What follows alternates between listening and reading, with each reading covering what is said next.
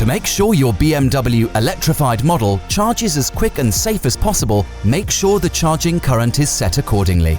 Because not every power outlet offers the same output, make sure the socket you wish to use has been checked by an authorized electrician.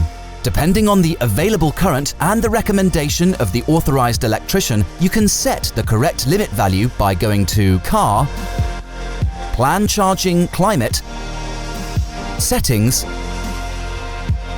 Standard Charging, Current Limit.